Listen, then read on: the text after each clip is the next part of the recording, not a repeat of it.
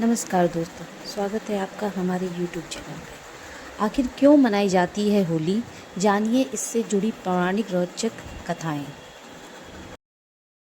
सार होली वसंत उत्सव के रूप में फागुन मास की पूर्णिमा के दिन मनाई जाती है।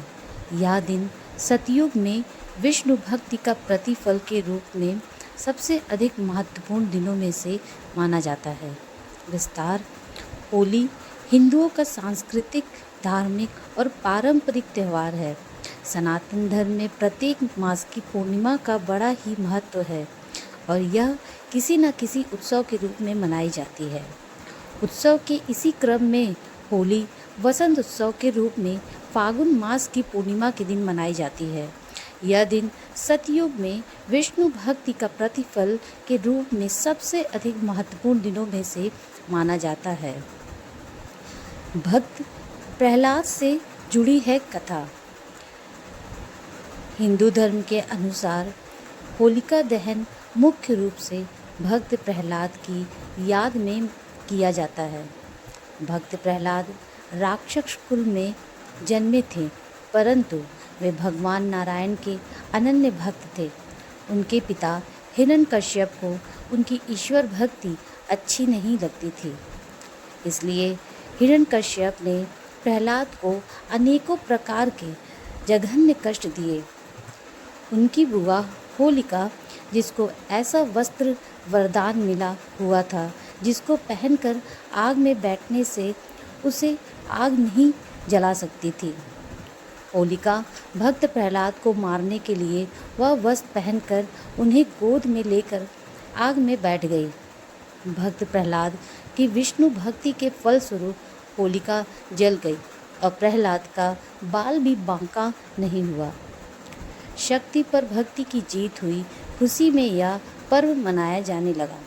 साथ में रंगों का पर्व यह संदेश देता है कि काम, क्रोध, मद, मोह एवं लोभ रूपी दोषों को त्याग कर ईश्वर भक्ति में मन लगाना चाहिए। दूसरी कथा है राधा कृष्ण के पवित्र प्रेम से है संबंध। होलिका का त्यौहार राधा और कृष्ण के पवित्र प्रेम से भी जुड़ा हुआ है। पौराणिक समय में श्री कृष्ण और राधा की बरसाने की होली के साथ ही होली के उत्सव की शुरुआत हुई। आज भी बरसाने और नंदगांव की लठमार होली विश्व विख्यात है।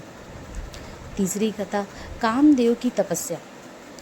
शिव पुराण के अनुसार हिमालय की पुत्री पार्वती शिव से विवाह हेतु कठोर तपस्या कर रही थी और शिव भी तपस्या में लीन थे।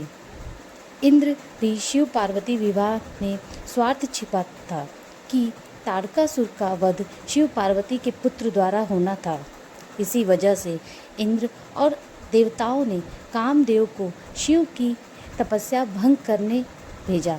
भगवान शिव की समाधि को भंग करने के लिए कामदेव ने शिव पर अपने पुष्प बाण से प्रहार किया था। उस बाण से शिव के मन में प्रेम और काम का संचार होने के कारण उनकी समाधि भंग हो गई। इससे क्रुद्ध होकर शिव जी ने अपना तीसरा नेत्र खोलकर कामदेव को भस्म कर दिया। शिव जी की तपस्या भंग होने के बाद देवताओं ने शिव जी को पार्वती से विवाह के लिए राजी कर लिया। कामदेव की पत्नी रति को अपने पति के पुनर्जीवन का वरदान और शिव जी का पार्वती से विवाह का प्रस्ताव स्वीकार करने की खुशी में देवताओं ने इस दिन को उत्साह की तरह मनाया। यह दिन फागुन पूर्णिमा का ही दिन था। इस प्रसंग के आधार पर काम की भावनाओं को प्रतीकात्मक रूप से जलाकर सच्चे प्रेम की विजय का उत्सव मनाया जाता है। दोस्तों, उम्मीद करती हूँ आपको यह वीडियो बहुत ही पसंद आई होगी, तो लाइक, सब्सक्राइब और वीडियो को शेयर ज़रूर कीजिए, जिससे आपको हमारे आने वाले अन्य वीडियो आपको मिल सके। Thank you.